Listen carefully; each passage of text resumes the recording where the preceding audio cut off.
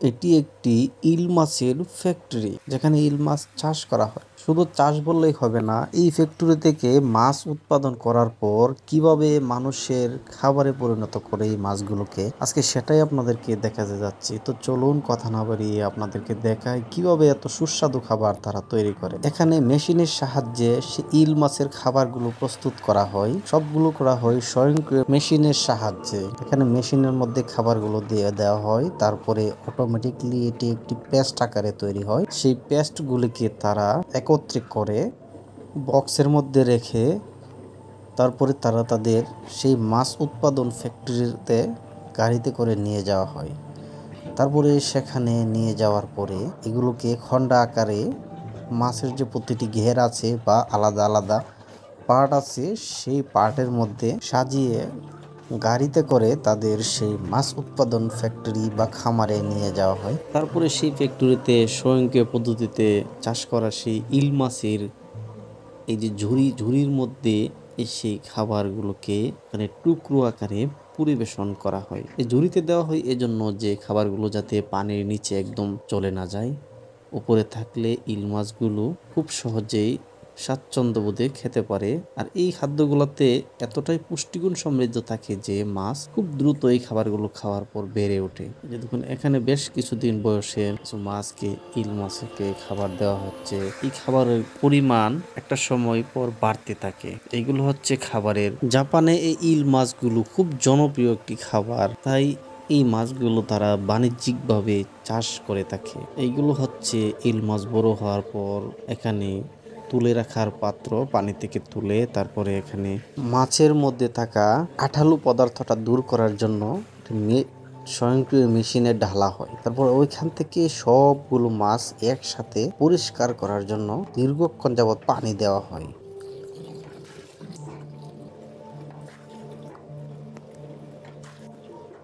তারপরে সেখান থেকে পরবর্তী প্রসেসিং এর জন্য আরেকটি জায়গাতে নিয়ে যাওয়া হয়। সেখানে নিয়ে যাওয়ার পর সেগুলোকে বরফ দ্বারা ঢেকে ফেলা হয়। আর এতে করে ইল মাছটি মারা যায় এবং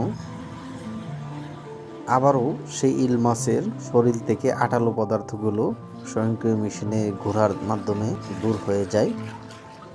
তারপর সেখান থেকে ঝুড়ি দিয়ে তুলে কাটিং প্রসেস সেকশনে নিয়ে যাওয়া হয়। সেখানে কর্মীরা সেগুলোকে মাঝখান দিয়ে মাথার মধ্যে একটি পেরেক মেরে আটকিয়ে দেওয়ার পর একটি ছুরি দিয়ে, লম্বা চিকন ছুরি দিয়ে মাছটিকে মাছ বরাবর কেটে মাছের মেরুদণ্ড, আমরা যেটাকে কাটা বলি, সেটি আলাদা করে ফেলে।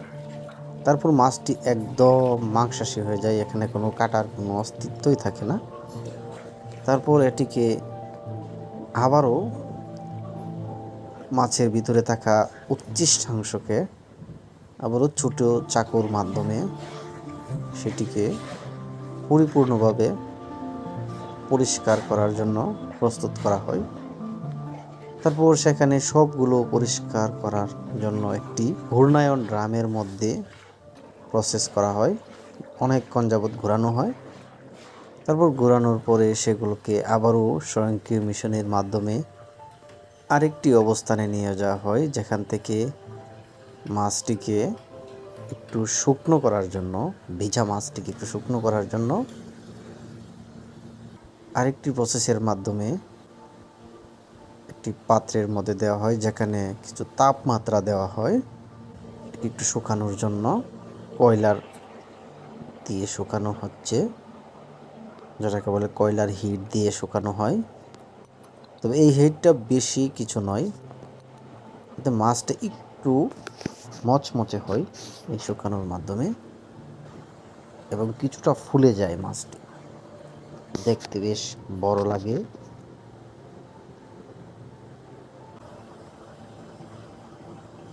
তারপর এখানে আরেকটি হিটিং মেশিন এটাকে নেওয়া হয়, হালকা একটু ভাজা হয়, আগের গরমের চাইতে আরেকটু গরম দেওয়া হয়, কারণ এই প্রসেসগুলোর মধ্য দিয়ে মাছটিকে সুস্বাদু হিসেবে প্রস্তুত করা হয়। তারপর স্বয়ংক্রিয় মেশিনের মাধ্যমে আরেকটি চুল্লিতে নেওয়া হয়, সেখানে পরিপূর্ণভাবে হিট দেয় এবং সেই হিটের মাধ্যমেই এই মাছটিতে মশলা এবং লবণ সুস্বাদু যত উপাদান থাকে এই প্রসেসিংয়ের ভেতর দিয়েই খাবার উপযোগী সকল উপাদান এই মাছটিতে সংযুক্ত করা হয়, যেখানে থাকে না হাতের কোনো স্পর্শ। সবগুলোকে দেখতেই দেখুন কতটা সুস্বাদু এবং ডেলিসিয়াস মনে হচ্ছে। এখানে আবারও সংযুক্ত করা হচ্ছে আরও নানাবিধ উপাদান। এই পদ্ধতিতে খাবারটা তারা প্রসেস করে, যেখানে জাপানে এই খাবারটি এতটাই জনপ্রিয় যে এইগুলো দেশের চাহিদা মিটিয়ে বড় বড় বা বিখ্যাত রেস্টুরেন্টগুলোতে এইগুলোকে সাপ্লাই করা হয়। বিদেশেও এগুলো রপ্তানি করা হয়, বিভিন্ন প্রসেসে বিদেশেও এগুলো রপ্তানি করা হয়। কারণ যত দিন যাচ্ছে এই খাবারটির গুণগত মান এবং চাহিদা দিন দিন বেড়েই চলেছে, আর বাড়বেই না কেন। দেখুন তারা খাবার ব্যাপারে কতটা সচেতন এবং স্বাস্থ্যসম্মত উপায়ে তারা তৈরি করে, একদম নিখুঁতভাবে কতটা সুন্দরভাবে তৈরি করছে। প্রতিটা খাবার বা ইল মাছের পিস আলাদা করে এবং আকার বেঁধে তা মুরুকজাত করার জন্য প্রসেস করা হচ্ছে। প্রথমে প্রসেস করা হয় বড় বড় পাতিলগুলো বা বক্সগুলোতে, স্তর আকারে সাজানো হয়। এগুলো দেশ এবং দেশের বাইরে দূর দূরান্তে এগুলো রপ্তানি করা হবে এবং লং টাইম সংরক্ষণ যাতে থাকে এবং তা যেন খাবারটি স্বাস্থ্যসম্মত থাকে সেই উপায়েই তারা প্রসেস করছে। এবং খাবারের গুণগত মান এবং নম্বর এবং সাইজ সব কিছু তারা কার্টুনেতে তারা সিল মেরে দিচ্ছে। দিন দিন এই খাবারটি জাপানে এতটাই জনপ্রিয় হচ্ছে যে জাপানে এই ইল মাছের চাষ এখন বাণিজ্যিক আকারে মানুষ চাষ করা শুরু করেছে। এখানে ফুল প্রসেসিং এর পর বক্সগুলোকে স্বয়ংক্রিয় পদ্ধতিতে প্যাকেজিং করার জন্য মেশিনের মধ্যে দিয়ে দেওয়া হচ্ছে। এখানে এগুলো আবার স্তর আকারে সাজানো আছে, এগুলোকে সিঙ্গেল আকারে প্যাকেটজাত করা হবে, যেখানে মানুষ চাইলেই সহজেই সিঙ্গেল পিস কিনেও খেতে পারে। এবং এগুলোতে প্রত্যেকটার ওজন মেশিনের মাধ্যমে মেপে দেওয়া হচ্ছে এবং সেখানে ব্র্যান্ড সংযুক্ত করে দেওয়া হচ্ছে, এটা কোন কোম্পানি বা কোন মার্কেটিংয়ের সবগুলো ব্র্যান্ড তারা সংযুক্ত করে দেওয়া হচ্ছে। এখানে ভালো করে লক্ষ্য করুন তারা সব কাজের মধ্যে তারা কতটা স্বাস্থ্যসম্মত উপায়ে এগুলো তৈরি করতেছে। তারপর মুরুক করার পরে এগুলো তারা বক্স আকারে প্যাকেটজাত করে বাজারজাত করে। দেখুন ফুল প্রসেসের পর খাবারের বর্তমান অবস্থাটি।